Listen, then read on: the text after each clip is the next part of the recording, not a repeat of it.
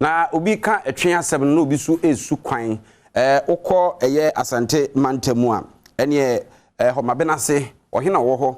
na wode adesrede to abanim se yehu ye se wo kyekyera na obi esu mu aso awoso wo mo kyekyera ebesi sabire mu obi ama ne nsomu ohene ne kyere se wono na titi ne bobrem nka pregnancy mpo bi owo ede dwudwu akwan no so se be ye nkobedi beba so be bi ya duro no ato apente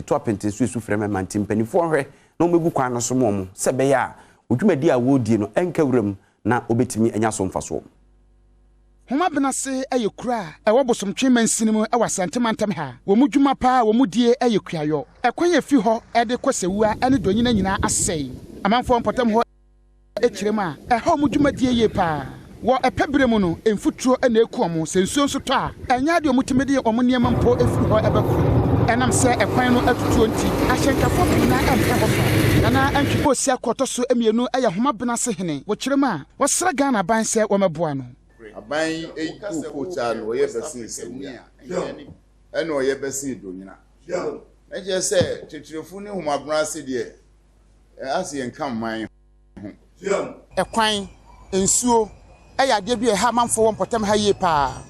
nenso mo kiremu a wo magyan nan po de ye nka kura wo mo srese empanfo entu ho anamon no mesiesie agyanan bia no emo anase wo mbesi foforo mpo ede ama amanfo wo mpotam ha sei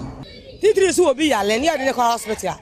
kwa ne nye ye bedure ni ba ko no wa ya mle ni abo akire anaso ko nyanda ba ni se aja e bia wa ka obi fa ne ko hospital ma ye ne sasa ye kwa ne nyenti ni pa cross me nko e bia je se ye ha bobo ya bi na bia ni pa cross dem obi a wanyem no ko hospital a wa ka na ko wo no da bobo ye ma ne ye de ne ko e ba wo so ne sa anse bi ku kwa go do hospital ya de no wa firim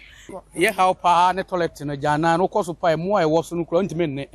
ya na ye ba ko ye ne me nyina ye ne agana ba akoso ye nsuo susa ye sra ba so wo mo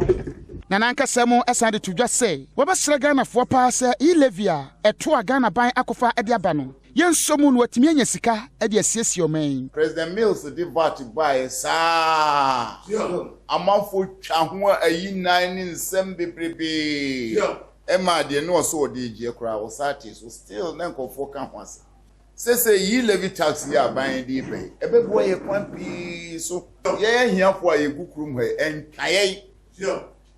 yesi wo mu ayeti ebia oti amanone a wo mane wo maame anase asikafo a obi a wo nkran parliamentarians nko ka wo mu che obi a enso hwese nro a ye bo ho atwe nana awuku denchembo amane ebonie